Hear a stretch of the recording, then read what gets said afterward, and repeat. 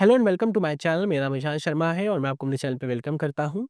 आप लोग देख रहे हैं सी प्रोग्रामिंग की सीरीज़ और सीरीज़ में लास्ट वाली क्लास में हम लोगों ने कुछ मैंने आपको क्वेश्चंस दिए थे करने के लिए व्हाइल लूप से। आई होप आपसे वो क्वेश्चन सारे हो गए होंगे। आज की क्लास में हम एक नए टॉपिक को समझने वाले हैं और उसमें हम समझेंगे कि कैसे हम फॉर लूप और व्हाइल लूप को आपस से मिला-जुला के इस्तेमाल कर सकते हैं। इस कॉन्सेप्ट को भी नेस्टेड लूप बोला जा सकता है। तो फटाफट से हम समझते हैं एक सिनेरियो को। हमारे पास एक क्वेश्चन है जहाँ पर हमको 1 से लेकर 1000 तक जितने भी आर्मस्ट्रांग नंबर हैं वो प्रिंट करने हैं। तब हम ऐसा कैसे कर सकते हैं? ऐसा करने के लिए हमें एक फॉर लूप की तो ज़रूरत पड़ेगी जो 1 से 1000 तक चलेगा। साथ ही साथ हमें व्हाइल लूप की भी ज़रूरत पड़ेगी जो कि आर्मस्ट्रांग नंबर चेक करेगा और ये काम हम एक लूप को दूसरे लूप के अंदर डाल के कर सकते हैं और हम उसको एग्ज़ीक्यूट भी करा सकते हैं। इससे क्या होगा, हमारा लूप 1 से लेकर 1 से लेकर 1000 तक जाएगा और हमारे जो भी आर्मस्ट्रांग नंबर हैं वो सारे प्रिंट होने शुरू हो जाएँगे। तो फटाफट से इसको कोडिंग में करके देखते हैं। तो देखिए, सबसे पहले हम एक वेरिएबल लेंगे i और एक फॉर लूप लगाएँगे और फॉर लूप में मैं इसको चलाऊँगा i equal to 1, i smaller than equal to 1000 और i प्लस प्लस। बॉडी को शुरू करेंगे, बॉडी को बंद करेंगे। अब आपको ये बात पता है कि i की वैल्यू 1 से लेकर 1000 पूरी होगी, मतलब पहले 1 होगी, फिर 2 होगी, ऐसे कैसे करते-करते 1000 तक जाएगी। तो हम क्या करते हैं, एक i की कॉपी n में बना देते हैं। तो अगर i 1 होगा, n 1 होगा, i 2 होगा, n भी 2 होगा, i 3 होगा, n भी 3 होगा।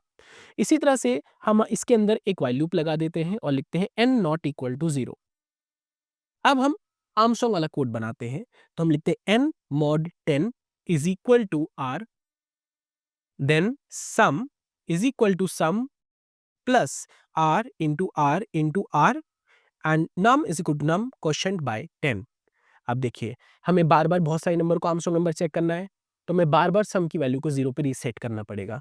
तो हम यहाँ पे सम की वैल्यू को क्या कर देते हैं, 0 पे रीसेट करते हैं। ऐसा करने से हर बार जब लूप चलेगा, तो हर बार सम की वैल्यू 0 हो जाएगी क्योंकि हमें 1 से लेकर 1000 तक, 1 से लेकर 1000 तक सारे नंबर को आर्मस्ट्रांग चेक करना है, इस वजह से। इसके बाद हम एक r नाम का वेरिएबल भी डिक्लेयर करेंगे और यहाँ पर हम लिखेंगे कंडीशन कि अगर सम बराबर-बराबर होता है i के। i क्यों? क्योंकि n मेरा 0 हो रहा होगा बार-बार। क्योंकि ये बात आपको पता है व्हाइल लूप तब तक चलेगा जब तक num मेरा 0 नहीं हो जाता और num रखा किसमें है? num तो n में ही रखा है। अब हमने लिखा if sum equal to i, तो हम प्रिंट कर देंगे और यहाँ पे लिख देंगे परसेंटेज d कॉमा i। अब एक बार इस कोड को रन करके देखते हैं। अच्छा, एक सम नाम का वेरिएबल भी डिक्लेयर करना पड़ेगा। अब एक बार फिर से रन करके देखते हैं। तो देखिए, 1, 153, 370, 371 और 407, ये सारे के सारे आर्मस्ट्रांग नंबर 1 से लेकर 1000 तक प्रिंट हो गए हैं। आई होप आपको क्लियर हो गया होगा कि कैसे हम फॉर लूप को और कैसे हम व्हाइल लूप को आपस में कनेक्ट करके भी क्वेश्चंस को कर सकते हैं। आज की क्लास के लिए इतना ही। आई होप आपको ये अच्छे से टॉपिक क्लियर हो गया होगा।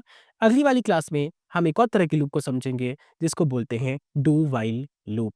तो आज के लिए इतना ही रखते हैं। Till then, bye bye.